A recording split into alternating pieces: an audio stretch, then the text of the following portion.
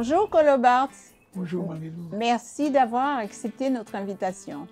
C'est moi qui vous remercie surtout de m'avoir invité et puis remercier Timoun TV, Tigramoun TV pour le travail que vous faites parce que j'ai vu votre travail, c'est extraordinaire et puis c'est vu à travers la planète, donc j'en profite pour saluer la planète. Et qui est Colobart? Alors Colobart c'est 1.3. Alors je dis souvent, moi c'est Maman Basse-Mouette, mais je rappelle juste que la maternité était au Lorrain. Donc moi né Lorrain. Mais moi c'est Maman Basse-Mouette, pure Maman Basse-Mouette. Donc j'ai grandi à Basse-Pointe, enfance heureuse, faisant ce que tous les jeunes font, jouer, fait tout j'ai, petit maman et tout. Après je fais une scolarité à Sainte-Marie, puis après je pars au service militaire en Guadeloupe et après je pars dans l'immigration. Comme beaucoup de jeunes de ma génération, je fais des études et puis je reste un mortel commun ou un commun mortel qui après avoir travaillé dans l'immigration retourne chez lui et puis fait un petit peu de musique pour son loisir.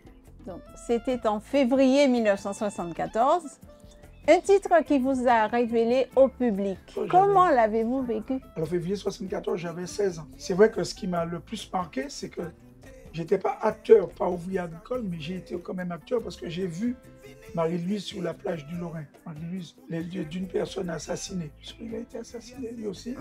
Donc je l'ai vu et c'est quelque chose qui m'a beaucoup marqué. Et je vais au sortir de ça écrire le morceau l'année d'après. Je vais écrire. En gros, je dis souvent, j'ai écrit mon cri. C'était une façon d'écrire mon cri contre l'injustice. Parce que Marie-Louise, il faut rappeler qu'il avait 19 ans. Donc c'était un jeune qui était tout proche de moi en âge. On aurait pu jouer dans la même cour d'école. Donc ça m'a beaucoup marqué. Comme je savais que c'était une injustice, je vais écrire ce morceau-là qui va me poursuivre toute ma vie dure, parce que je suis encore vivant. Et je vais écrire le morceau et ça va arriver aux oreilles des gens en 2002, même si avant je l'ai joué dans l'immigration, je l'ai joué pour moi tout seul, j'ai commémoré avec 2-3 copains le 14 février 1974, et puis ça va arriver aux oreilles des gens. Je rencontre des gens qui me permettront de le mettre sur un CD, sur un album, des gens de Bélia, et comme ça, ça va arriver aux oreilles des gens et on va s'apercevoir que, au-delà du fait que le morceau lui-même ait sa profondeur ou sa grandeur, on va s'apercevoir que c'est un élément majeur de l'histoire martiniquaise et c'est ça qui était important. Et ça a fait de vous un chanteur engagé? Oui, c'est-à-dire que je dis souvent que quand tu vis dans ce que j'appelle une colonie, tu as le choix entre deux choses, être un arriviste ou un engagé. J'ai choisi l'engagement. Mais sauf que j'ajoute toujours à cet engagement la dimension sociale aussi, parce que être engagé, c'est être au service aussi de l'autre, pas uniquement dénoncer une problématique politique ou coloniale, mais aussi être au service de l'autre dans sa dimension sociale, l'aider. Et puis le troisième élément de l'engagement, c'est la dimension spirituelle. Et ça, j'y tiens beaucoup, parce que ça va ensemble. Et donc, à la suite de ça, vous avez créé un groupe, la Tribu des Martyrs. D'où vient ce nom? Alors, la Tribu des Martyrs, alors je vais dire deux choses. Tribu en anglais, ça veut dire dédicace. Tribute to, dédicace à. Donc nous, en prenant le mot, je reprenais la terminologie tribu, pour expliquer quelque chose de très particulier qui nous ressemble beaucoup, nous, dans notre africanité. C'est-à-dire que la tribu, c'est quand même quelque chose de très organisé, très vertical, avec un chef, avec une organisation où il n'y a pas de bordel dans la tribu. Donc c'était une façon de dire, on ouvre un système vertical et puis Tribu des Martyrs, c'est un espace où on vient rendre hommage aux martyrs, rendre hommage à nos héros. Mais attention, quand je dis héros, ça peut être Ashiki, c'est pour moi un héros. Ashiki n'a pas fait la révolution, mais c'est un héros social. C'est rendre hommage à des professions, rendre hommage à des choses qui nous ressemblent, des choses qui sont à nous, qui sont nous, des choses qui sont nègres quoi, et rendre hommage à tout ça. Donc la tribu, l'espace, et les martyrs, c'est leur rendre hommage, mais je rappelle, nous ne sommes pas des martyrs, en tout cas, pas encore. À travers tout ça, on sent un petit peu de liberté. Alors le mot liberté qui revient souvent dans vos propos. Oui, la liberté est une valeur fondamentale, mais la liberté, c'est quelque chose que tu portes en toi. Alors, je vais citer cette phrase de Lucky Dubé qui est fondamentale. Il dit, et ça nous interpelle dans notre dynamique politique ici, et il disait cette phrase qui est fondamentale. Il dit, qu'est-ce que tu choisis? D'être un homme libre, affamé, ou un esclave qui mange? Donc c'est toute la philosophie derrière cette notion de liberté. C'est à nous de voir. On a une impression de blues en vous écoutant. Où avez-vous été inspiré? Dites-nous un petit peu. Alors, blues, c'est quoi? Blues, c'est l'expression de ton âme. Hein. Là encore, je vais citer quelqu'un, c'est Big Joe Williams qui disait que le blues est né quand l'esclave africain est devenu esclave américain. Ça veut dire que le blues est aussi l'expression d'une souffrance, l'expression de quelque chose que tu portes de douloureux. Après, évidemment, la musique que je joue, j'ai choisi de la jouer sur ce tempo-là pour une raison toute simple. C'est qu'à la base, je suis un tambouillé, à la base. Et toutes les musiques, on va s'apercevoir que toutes les musiques qui vont exprimer comme ça quelque chose de l'âme, de la souffrance, sont des musiques qui tournent autour presque du rythme cardiaque, on va dire 80, 120. C'est comme le Naya Bingi chez les Rastas. Tu sais, c'est douk-bouk, douk-bouk. Et plus tu vas mettre ta musique et ton texte en harmonie avec le battement du cœur, plus tu vas amener l'autre à rentrer dans une réflexion profonde. C'est ce qu'on appelle la transe. Donc la transe, elle est dans cette alchimie entre le rythme, le propos et l'expression. Donc finalement, le blues, c'est juste l'expression. Après, je dis, on m'a classé dans blues créole, blues caribéen. Non, je joue juste musique matinique conscient, MMK. Ça m'amène à vous demander sur la musique dite urbaine, genre chata, R&B, et sur la musique traditionnelle, quel regard vous portez? Alors, sur chata, c'est pas que la musique. Hein. Chata, c'est aussi l'expression du corps. Bon. Après, on s'aperçoit bien que R&B, rap, on a des textes profonds. Je veux dire, si on écoute certains auteurs là, bon après, tu as d'autres qui disent des trucs festifs, mais on a quand même des textes profonds dans le R&B. D'ailleurs, quand tu écoutes des gens comme Admiralty, Sahel, Kalash, il y a quand même de la profondeur dans le texte. Et il faut qu'on remonte aussi au dancehall de l'époque, où c'était que des musiques conscientes. Hein. Après, peut-être que pour des raisons commerciales, on a changé la donne, mais on a quand même des auteurs qui nous font des choses au niveau de la conscience qui sont très importantes. On en a besoin aussi. On dit aussi que la vie artiste raide. Partagez-vous cette idée? Je pense que l'artiste, le musicien professionnel en Martinique, il peut parler comme ça. Moi, je n'ai jamais été un artiste vivant de mon art comme étant un art professionnel. Je suis à la base infirmier et je considère toujours que ce que j'ai fait, je l'ai fait à côté comme exutoire. Ça a pris cette dimension-là, mais je l'ai fait comme exutoire. Donc, dire que c'est raide, ça n'est pas forcément ce qui me concerne. Mais je constate qu'il y a des frères pour qui c'est très difficile. Mais ça l'est difficile, pourquoi? Non pas que leur créativité n'est pas en place, c'est surtout parce que les cachets ne suivent pas et qu'on ne le paye pas en conséquence. Après, ceux qui vivent de ça, oui, ça doit être compliqué. On a un petit territoire. Tu sais, quand tu as joué au Marouba, quand tu as joué à Basse-Pointe, le gars ne joue pas, tu as vu soit Basse-Pointe, soit Marouba. Il n'est pas obligé de venir te voir au Marigot. Donc, on peut considérer que ça. Mais sinon, après, l'art, quelque part, est quelque chose qui demande beaucoup à prendre sur soi. Je veux dire, il est dur aussi pour les peintres, hein. Il est dur aussi pour les plasticiens. Parce que ils sont peut-être pas reconnus à leur juste valeur. Et quelles sont les difficultés que vous avez rencontrées dans votre carrière ou votre vie personnelle? Dans ma vie professionnelle d'infirmier, je dis que tout ce qui a été difficulté a été sujet d'élévation et d'agrandissement. C'est-à-dire que chaque fois une situation de santé m'interpellait, c'était quelque chose qui me faisait grandir dans le rapport humain. Donc il y a eu des difficultés, mais il y a aussi beaucoup de moments de joie où j'ai appris beaucoup de choses. Et l'amour que les gens m'ont porté et que j'ai porté aux gens, oui, ça te grandit. Après, dans la musique, les difficultés, c'est que bon, j'ai joué une musique qui est peut-être très engagée. Et à la sortie de février 1974, ça n'était pas facile parce que certaines radios refusaient de passer février 1974 compte tenu du texte.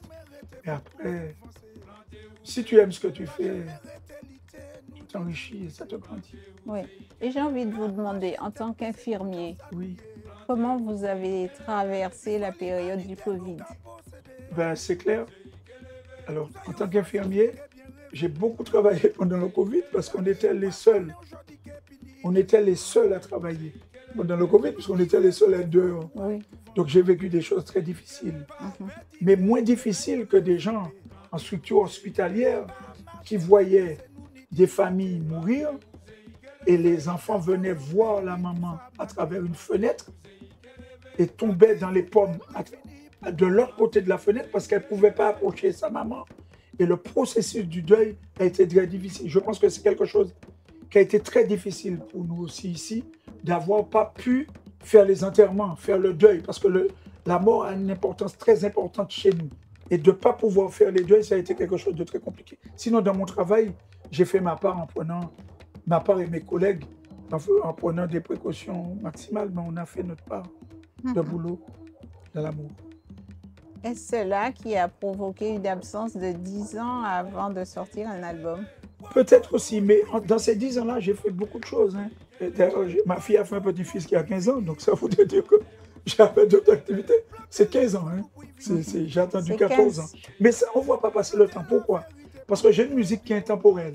Je dis, on a fêté février 74, les 50 ans l'an dernier, on a fêté 74, les 30 ans, donc je n'ai pas vu passer le temps. Et comme ma musique est intemporelle, on a plus passé mes musiques pendant ces 14 ans qu'on les passe maintenant. Donc, comme quoi, alors que je viens de faire un album. Mais c'est vrai qu'il y a eu ça, et puis j'ai fait beaucoup de choses. J'ai fait beaucoup de choses entre-temps. J'ai fait le lancement de la décennie des Afro-descendants à l'ONU, à New York. J'ai fait concert à Paris. J'ai fait beaucoup de choses. Donc, musicalement, j'étais présent. Et puis, je veux dire, si tu fais du son Kleenex, tu peux le faire tous les ans si tu veux. Mais comme on essaie de faire des sons conscients et qui restent dans la mémoire, qui portent une identité, une empreinte, 15 ans, sauf que, je répète, et ça je le dis, parce que je suis à Tigran Moun TV, comme je fais un album tous les 14 ans, c'était mon 3e et dernier, parce que si j'en fais un de 14 ans, j'aurai 82 ans, donc c'est pas la peine. Je crois que c'est mon dernier, mais ça a fonctionné, ça fonctionne toujours. En dehors de ça, vous n'avez pas eu de regrets, il n'y a rien que vous puissiez regretter dans votre carrière, dans votre vie personnelle. Ça va, alors, ça vous va. Mon regret, j'aurais peut-être un petit regret professionnel. Parce que quand je suis arrivé en France dans l'immigration, je voulais être professeur d'anglais ou... Enfin, j'étais parti pour les langues. Mais en touchant le domaine de la médecine, d'abord la psychiatrie, ensuite les soins généraux, j'ai un petit regret quand même. Quand je fais un regret, c'est un regret sur moi-même. Parce que je l'aurais dit à mes parents, ils m'auraient aidé. Honnêtement, j'aurais dû faire médecine. Ouais, j'aurais dû faire. Ouais. C'est un regret. Mais je le serai là-haut, de toute façon. Ils ont besoin de médecins aussi. Les médecins de l'âme. Avez-vous des projets dans un avenir proche, genre concert, album, quelque chose pour nous attirer? Projet immédiat? Profiter de ma retraite? Je suis à la retraite depuis peu. Vous y êtes déjà? J'y suis depuis peu, oui. Donc profiter de ma retraite et puis voyager, voir l'Afrique. Voir l'Afrique, je crois que c'est quelque chose que je porte en moi, en Afrique. Ce berceau de la civilisation, de là où nous venons, voir l'Afrique et peut-être même, si Sa Majesté le permet, la voir, la toucher et peut-être même la garder et rester. Mais après, musicalement, j'ai fait un album il y a en septembre, il est sorti. Là, on joue partout. On a plein de concerts. J'avais demandé comme projet, je voulais un jour jouer avec Youssou N'Dour. Je l'ai fait. Et si vous pouviez revenir en arrière, donc le projet dont vous venez de parler, ce serait ça? Quoi, partir en Afrique si vous pouviez revenir en arrière, changeriez-vous quelque chose? Je remercie Sa Majesté pour tout ce qu'il m'a donné. Je ne changerai rien, je prends tout. En rendant grâce et en remerciant. On peut toujours vouloir plus, mais on peut aussi avoir moins. Donc je remercie Sa Majesté pour tout ce qu'il m'a donné. Mes parents aussi. Quel est le meilleur souvenir que vous avez eu dans votre parcours, si je peux dire ça comme ça? Et puis vous allez nous parler aussi du pire. Absolument. Je crois que les deux sont liés. Mon meilleur souvenir, c'est la naissance de mes enfants, mes 2 filles. Ça, c'est indéniable. C'est quelque chose de grand, de géant, qui marque, parce qu'on n'a pas de référent. Hein. Ça t'arrive comme ça et tu as ce bonheur d'avoir le prolongement de ton existence. Et puis tes filles, quoi. En plus, je voulais des filles, donc ça tombait bien. Alors, c'est mon meilleur souvenir. Le pire, je prends un petit peu plus grave, le pire, il va concerner ma fille aînée, parce que ma fille aînée partageait une maison avec son mari, qui était une maison familiale du mari, Et un soir, elle m'appelle et j'étais en prestation. Je me souviens parce que j'oublierai jamais ça. J'étais en prestation au théâtre municipal d'Aimé Césaire. Elle m'appelle pour me dire que la famille du mari avait mis toutes ses affaires dehors, sous la pluie. Et je vous dis sincèrement, jamais, jamais je n'oublierai ça. Jamais.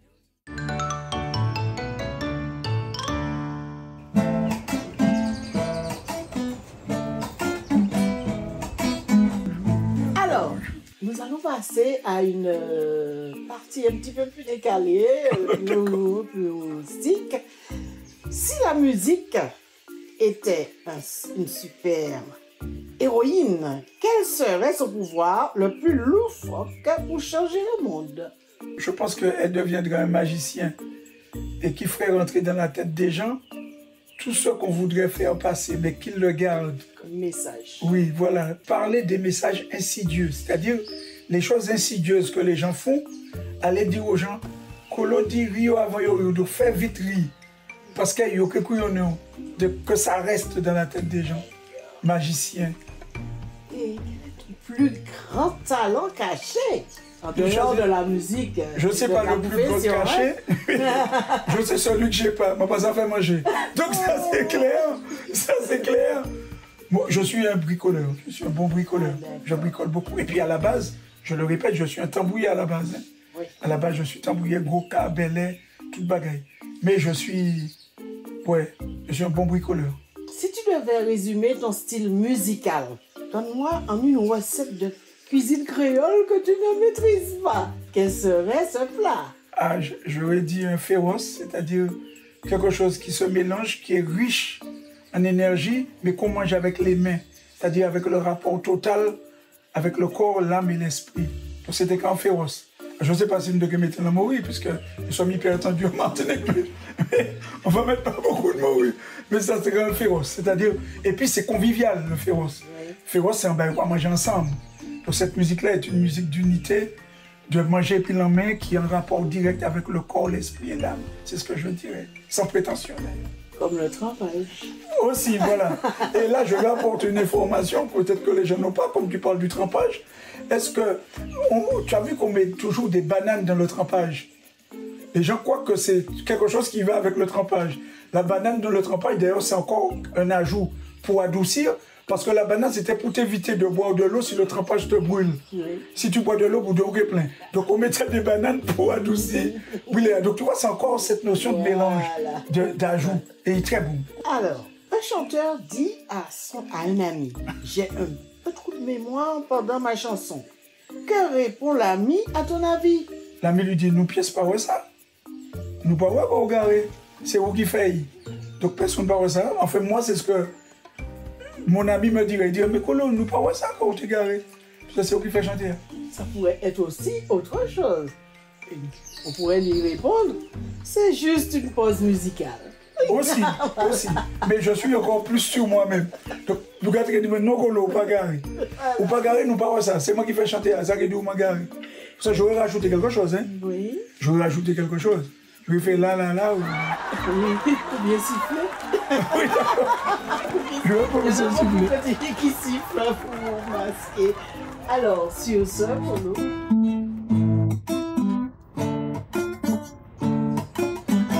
Et on va faire un duo.